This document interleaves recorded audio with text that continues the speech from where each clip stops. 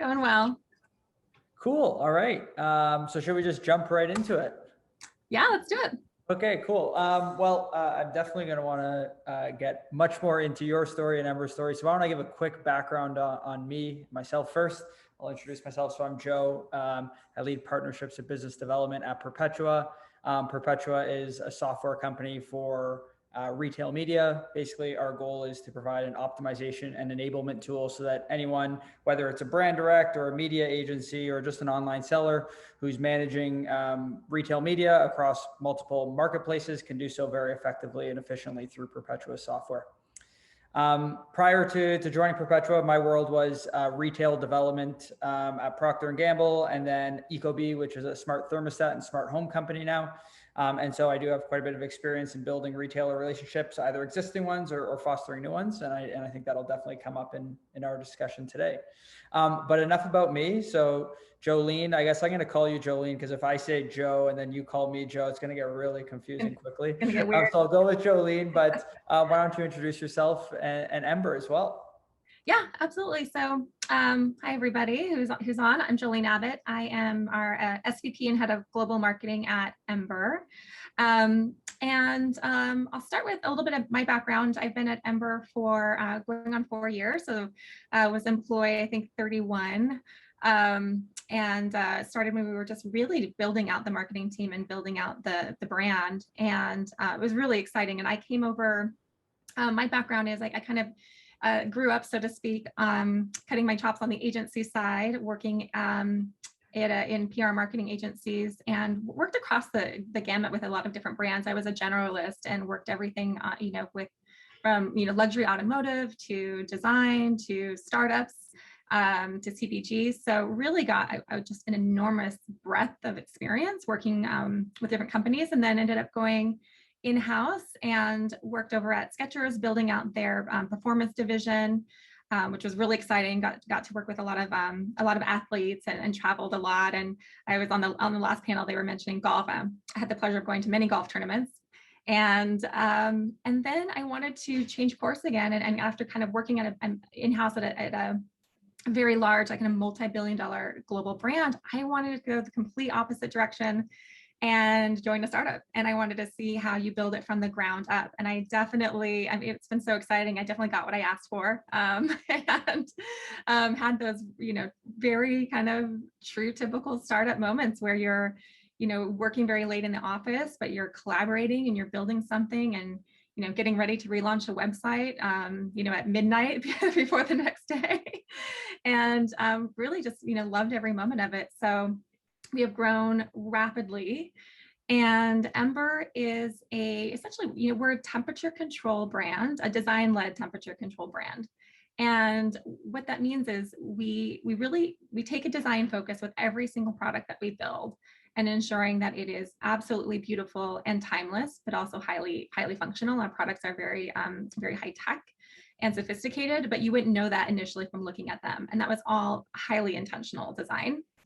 And right now we have the Ember coffee mug and travel mug in the market. So for all of you coffee and tea drinkers, I never want to leave the tea drinkers out, but I'm a big coffee drinker.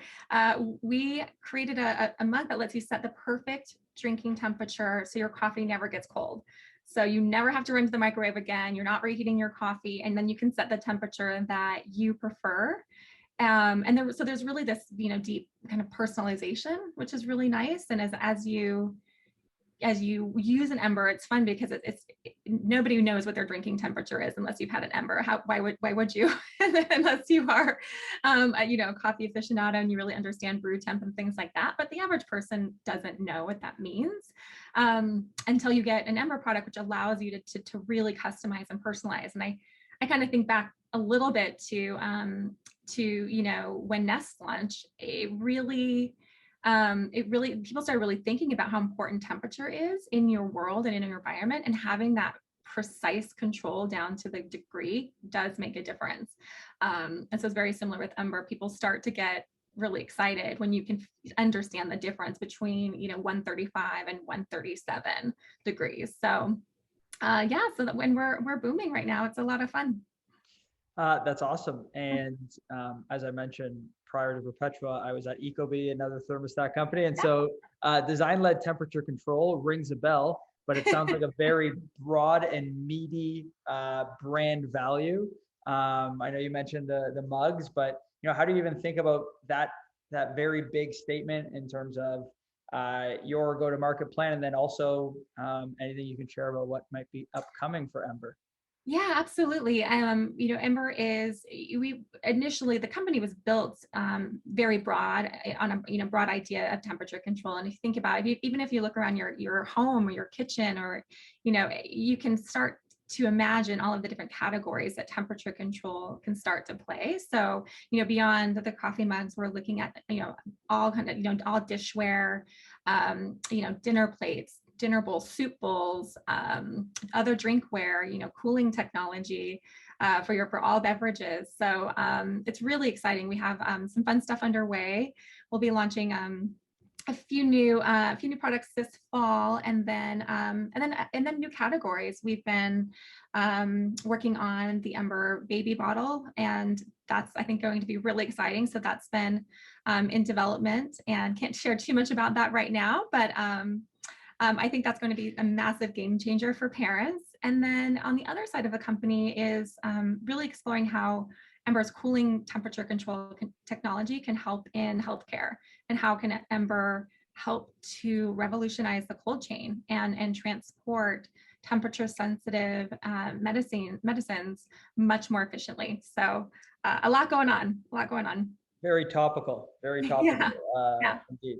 Okay, so I'm going to jump into some more specific questions on kind of your viewpoints and the work that you're doing every day. I want to make sure everyone's aware as well. I've got the Q&A open. If anyone's dropping in any questions, we're going to save the last 10 or so minutes to go after those, in case you're just joining now and haven't heard that already. So for everyone on, feel free to use the Q&A. But let's get into it. So you lead global marketing and e-commerce for Ember.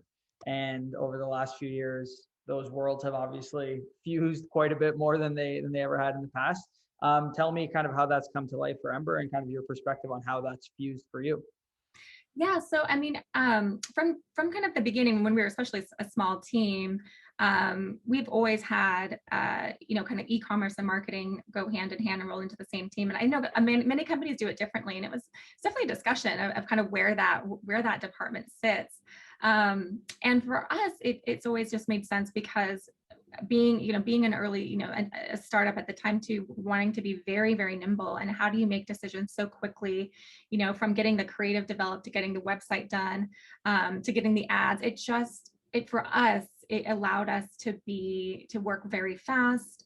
And also so the entire team is connected and aware of what's happening. I think sometimes when departments get so siloed out, and you get bigger, it becomes really challenging to communicate what's happening, and especially in the world of digital marketing and testing creative and seeing what works and what's moving the needle on your e-commerce platforms is so critical.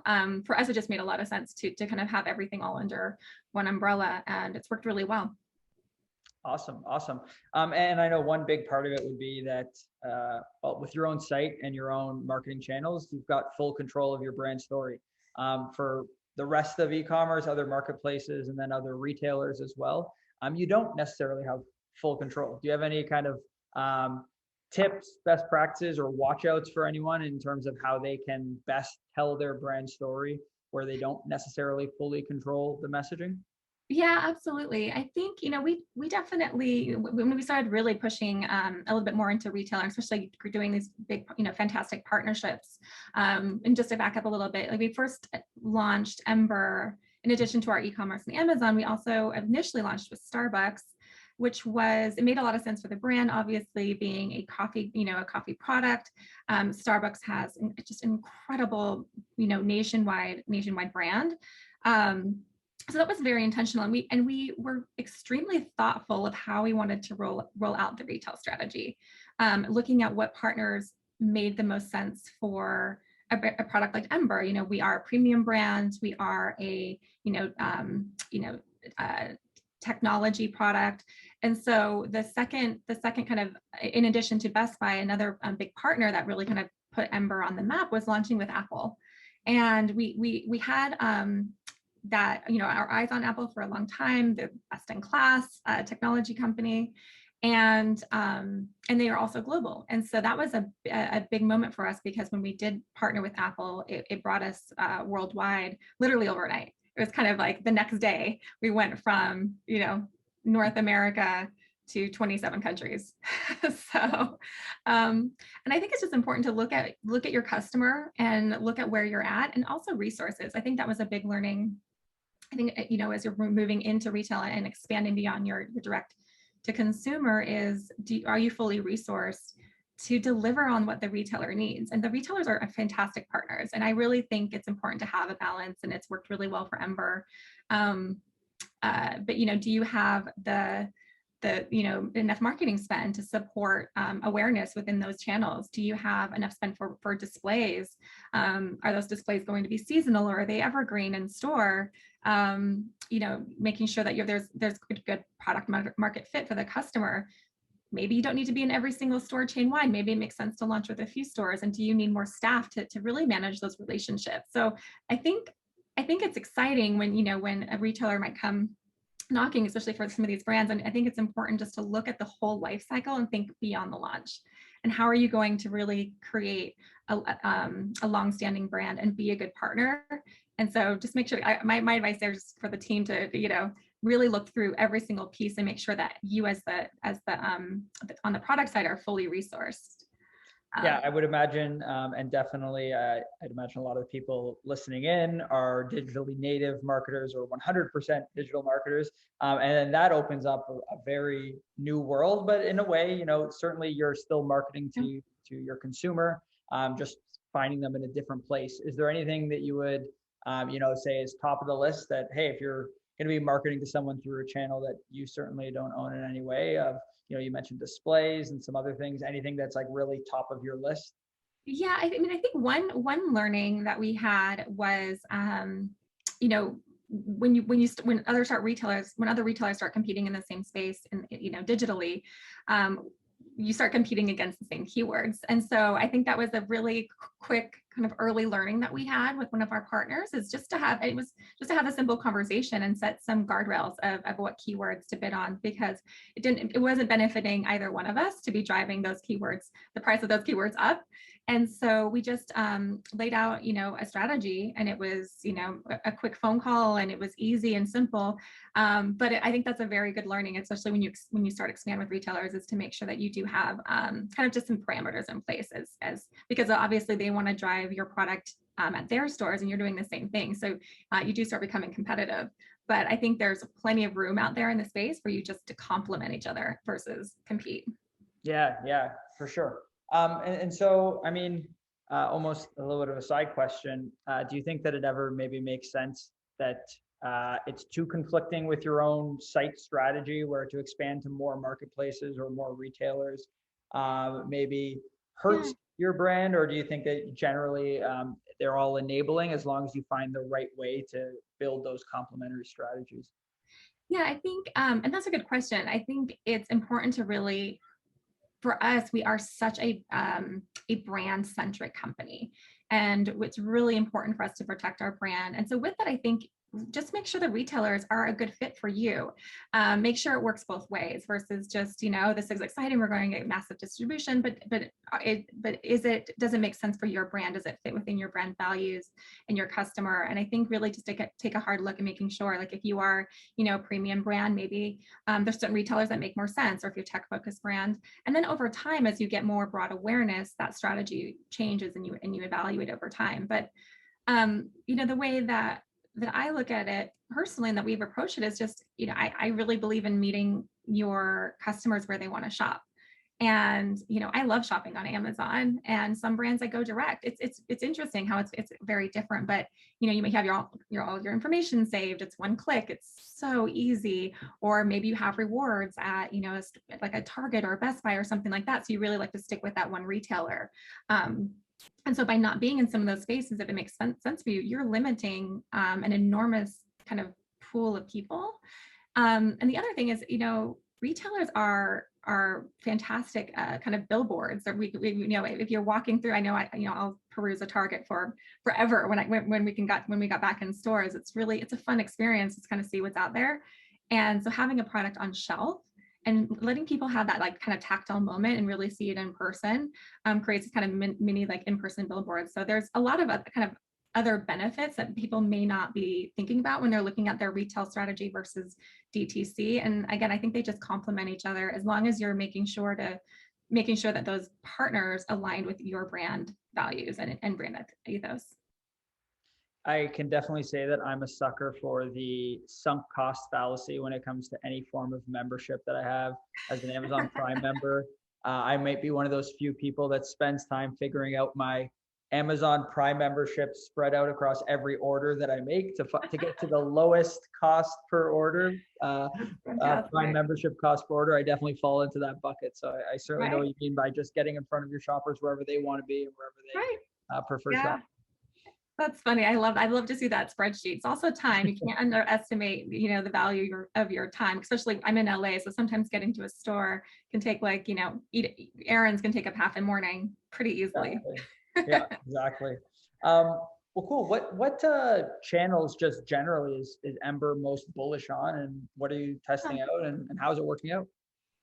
Yeah, I mean, I think so originally we have really focused on paid social, paid search, really because we're very very KPI driven, but we have been I think it's important for brands to also create a kind of a bucket to start testing with and really exploring other avenues. And the way that I've looked at it is kind of not unlike your investment portfolio, is you want to diversify. You don't want everything, all your eggs in one basket. You really want to diversify and test things out. And so one that's been a little bit surprising is we started testing direct mail.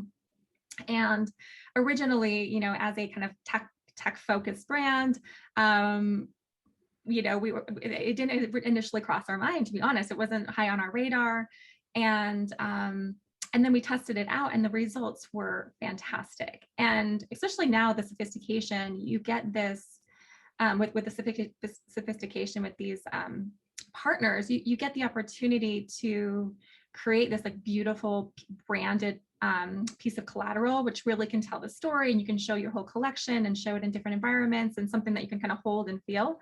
And you get that experience coupled with the sophistication of data and customer segmentation and audience segmentation. So it's come a long way. So that was, I would say, pretty surprising for us, and we were really happy with the results, and something that we're continuing to lean in more and more and more, and kind of growing that category. So that was a fun one and something that was pretty unexpected. Yeah, I definitely, I love the breath of fresh air. I'm shocked to not hear the word talk or something similar when it's a channel that a tech forward company is most bullish on. I just can't believe it didn't come up. Yeah, TikTok, that is always the go-to, right? I hear that all the time. I think it is, I mean, for a reason, right? There's an enormous audience, and a lot of brands are having huge success on TikTok.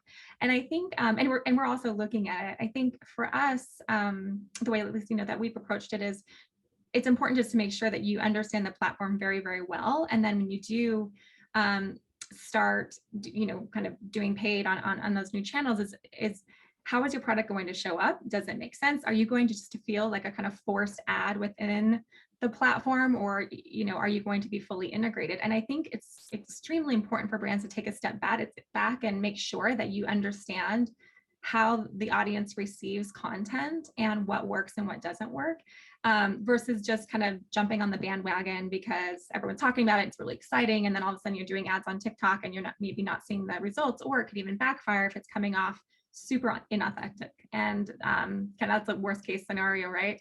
So yeah, I mean, we're looking at it, but I think we, truth be told, we just still have, not only kind of just some homework to make sure, like, how do we personally, how does Ember want to show up on that platform and be authentic and have it make sense for us? And so we're doing a little bit more homework there and before we launch, but you're right. Awesome. That's really the buzzword. Exactly, right. So retail media is kind of like a buzzword. It's growing pretty rapidly. I think everybody, early days, it was Amazon advertising was the extent of retail media. And now there's so many other channels, Walmart and Target and other tech partners that are enabling retailers as well to be able to start advertising on their site as that they couldn't ever do before. How does kind of retail media fit into Ember's overall marketing mix? And do you have any kind of predictions or thoughts on how it will progress in the future? Yeah, I mean, it's really smart and efficient. Why not use kind of these tools out there like Criteo, to kind of build your product present on your retailers' PDP pages. I think for us, it's just looking at making sure that we have a really solid foundation. So are your PDP pages fully optimized? Do you have enhanced content? Making sure that everything's kind of in a really good place before then you're putting additional spend into promoting people to your page. So that's where we're at right now. But I think it makes a lot of sense. And I think the retail partnerships are so important, and they know their customer a lot better than I do. And and they're, meaningfully enormous brands. And so I think for us, it's definitely something that we're planning on doing, and it makes a lot of sense for the growth of those markets. But right now, just making sure that right now we have kind of the experience when you land on that product page pretty flawless before we start investing additional spend. But definitely something we're looking at. Cool. Awesome. Well, I mean, is there any other, sure we'll quickly get into the Q&A portion here as well, which I can start sharing. But any other general kind of thoughts, advice, words of wisdom that you'd want to share from everything you talked about today? Let's see. I mean, I think I've covered a lot of it. Just like learnings we've had is just, don't be afraid to ask questions. I get like going back to the kind of that retail conversation, they also want you to be successful. So ask questions, ask what works in the past, how they launch new products. I mean, they know what works, and really just see them as a partner. The other one I think I already mentioned, but have that little test bucket of marketing spend so you can test and try things out. We did that initially when we launched on Pinterest. We weren't sure if that was the right space initially, and we started putting some spend there as just testing, and that's also becoming very successful. And Pinterest is massive, and I personally love Pinterest. That's probably why we wanted to push that through, but it made a lot of sense. But you have to be able to have a little flexibility, and as kind of marketers, your great ally is the CFO at your company. So make sure to make friends with them over there to get a little bit more flexibility on budgets. But I was going to say the test budget is always a tough or a finicky one, at least, where you're not necessarily putting anything concrete behind it. You want to be able to say if it works, we're going to scale at this rate, but a lot of that's also unknown as well. Any really helpful tips or potentially things to avoid if you're trying to really sell a test budget? That's a good question. I mean, gosh, nothing. I mean, I think it can be a tough sell, but the other thing is it comes back to diversification, right? And we're seeing all of these changes with the new iOS 14, and so I think you need to be balanced out, and you just won't know until you try it. You just won't know if it fits. Yes, you can do a lot of homework. You can have some good data, some you want to make sure you're testing with some education behind what you're doing, and there's a lot of information out there. For example, like even with the mailer, like I was talking to just other marketers, and that's why platforms like this are so helpful. Like reach out to your network, talk to people, see what's working for other brands that are maybe like-minded and not competitive, but like-minded, and don't be afraid to talk to other marketers. I do it all the time. It is so helpful. I'm just like, hey, like what works for you? What creative agency are you using for your OTT campaigns, and how are they? I think we forget to do that. Sometimes we just get so busy, and you kind of your head down and you're doing all the work, and then you realize there's a massive network of marketers who have probably done it before, and they made all the mistakes ahead of you. So why not learn from them? And I think that's why communities like Brand Innovators are so helpful for marketers in these panels, because I know I've gotten so much information. In fact, when I was on, I mentioned I was looking to go into OTT or CTV, and got some wonderful referrals right out of the gate. So don't be afraid to use your network. OTT is a buzzy one. Yeah.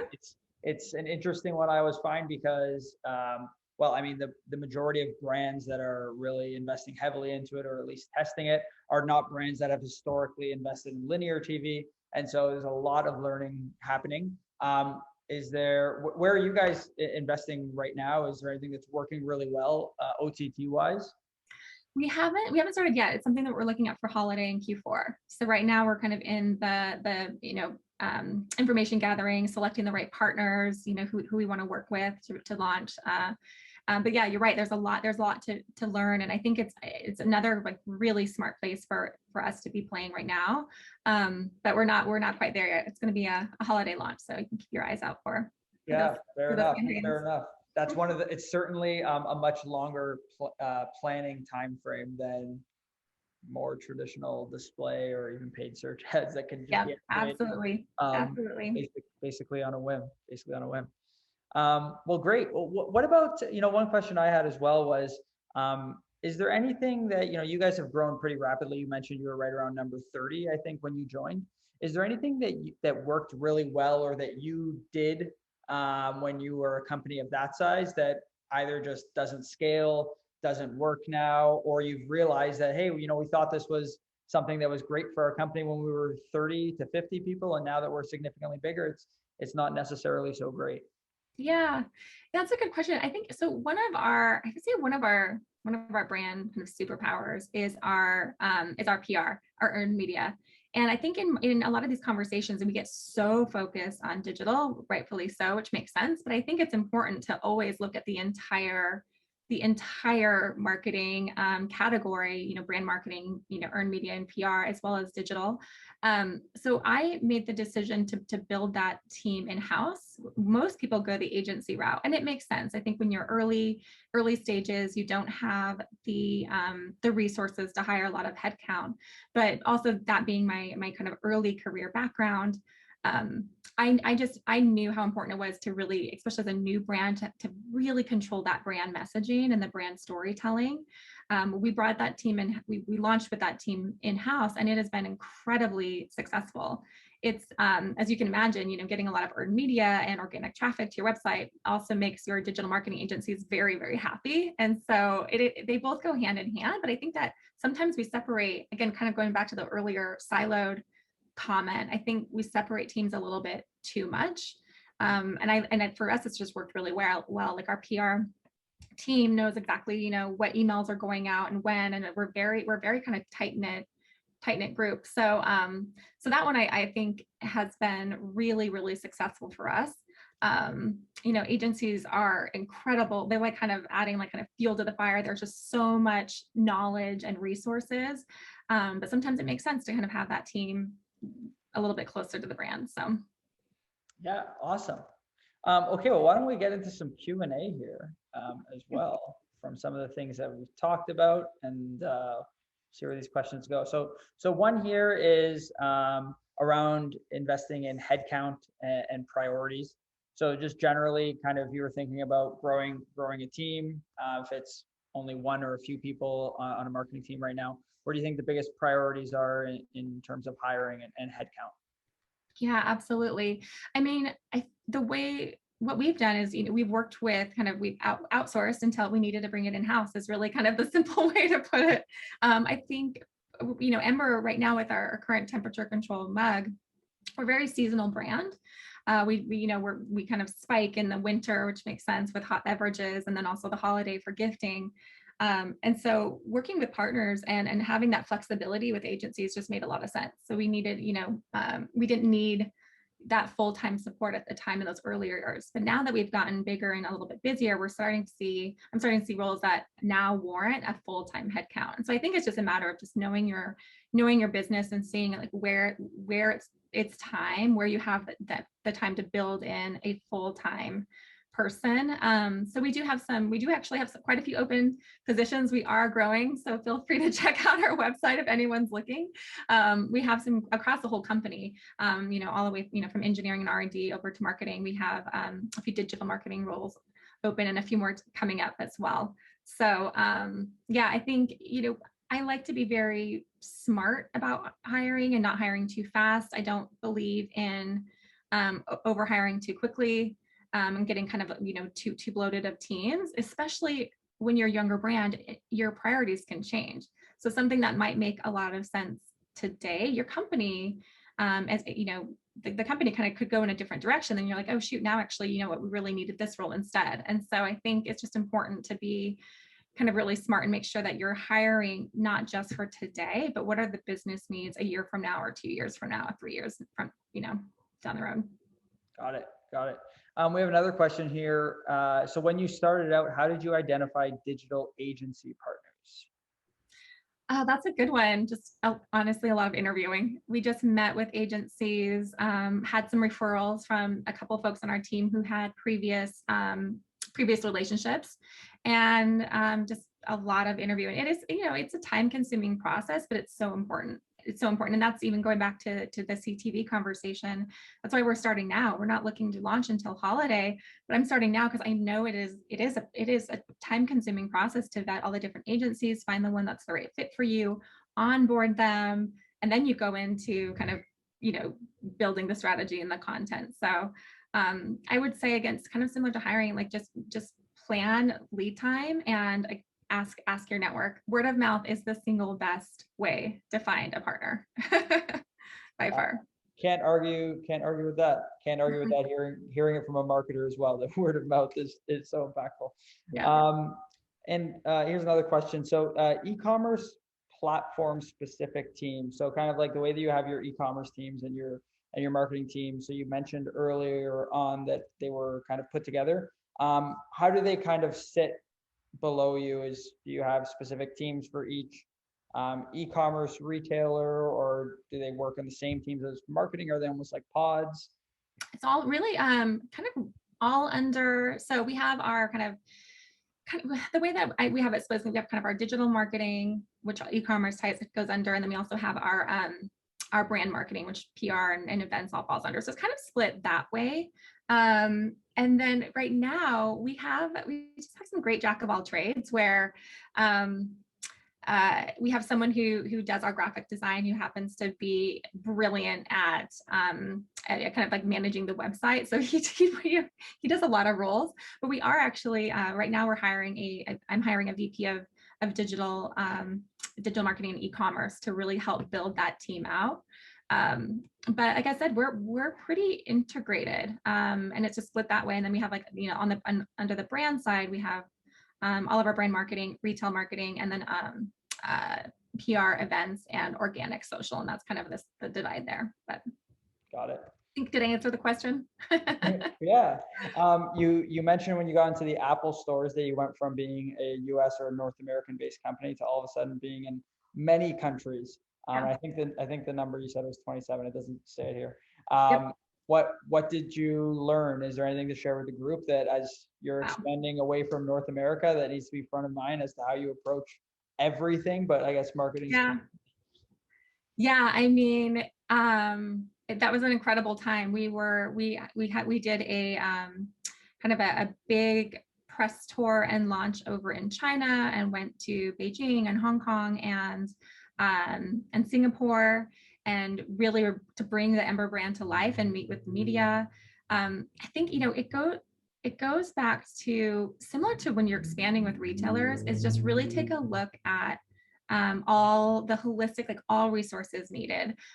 We found a great PR agency in the UK, for example, that is still a fantastic partner. So we've been with them since we launched globally, and again, bring them on seasonally. So when we need that extra support going into the big holiday rush, they come on board, they know our brand, they know our products, and they're a fantastic partner. And then you'll slowly need to build, teams locally. I think that's so critical. Right now I work on all the time zones. So early calls in the morning with Europe, and late calls with Asia in the evening. And that can be challenging. And also when people are waiting on information, I think it's so important that you start looking at least getting a head count, some sort of sales and marketing head count locally, and making sure to kind of plan properly for that, especially if you're going to expand with other retailers. And then they can also help manage the agencies. But Gosh, to be honest, I think we might need a whole nother session for learning internationally, which I'd be happy to do. And Yeah, I mean, it's a big one. it seems like a pretty meaty topic to It's a start meaty selling your topic. product in another continent. Kind of on the flip side of that, kind of another question was around the idea of America generally opening up quite a bit right now. Yeah. Are there any things that worked really well during that time of COVID and maybe either aren't working as well right now, or you're now starting to see things that didn't work at that time work really well? I mean, yeah, that's a good question. For Ember, we had a great product for COVID. And so I think some brands, just fared better than others because our product worked really well in that environment. So, when everyone started working from home initially, having, and making coffee at home and not going to the office and not going to the coffee shop, we were kind of right there. And I feel like it was a stressful time, right, for everybody. And I feel like some of us, at least myself included, I had to get a whole new office set up, and I was, got a new desk that I had to, stuff into my bedroom and get creative. And sometimes some of us were looking for these kind of little luxuries, and Ember fell right into that. It's just like a small thing that you could kind of treat yourself with when you're working from home. Everything's changing, and it really does provide this small little moment of kind of joy. And I will give full credit to our PR team, who moved extremely fast on that work from home messaging before it was kind of the COVID buzzword. Mm-hmm. And Ember was, listed in all of the kind of like the work from home PR, press roundups very, very early. And we switched all of our marketing messaging, even when Ember was still in the office. We were watching all the other companies. We were looking at the big brands like Netflix and things like that out here in California, starting to shift to work from home. And so I give the team full credit on that. And I think that was, that really helped Ember get kind of out of the gate fast. Like a lot of DTC brands, we saw just record growth, and we could not keep up with the demand, which is very exciting. I do think it's starting to level out a little bit as retailers are opening. And so just make sure to take a look at that strategy. I don't think we're going to fully anniversary the digital boom that we had last year. I think it's going to still be strong, but I don't think it's going to be kind of a full anniversary of what happened last year. And so just making sure that you adjust budgets, adjust, forecasts for your e-commerce appropriately, to make room for that kind of settling down phase a little bit. Yeah, totally makes sense. Well, this has been great. I feel like I've learned a ton just by asking. Okay. And I imagine that the broader group has also learned a ton. And it seems like Ember just in general is doing some pretty incredible things marketing wise. And I'm excited to see new products and excited to see it in more and more countries as well. Thanks, Joe. Thank you. Thank you both, Jolene and Joe. This was a really great conversation. And it was so interesting to hear about the growth of Ember and the different avenues of marketing that you're really finding impactful for the brand. So thank you both for your time. Thanks so much. Bye, Izzy. Bye, Joe. Sure. So next up, I'm happy to introduce Ben DeCastro, the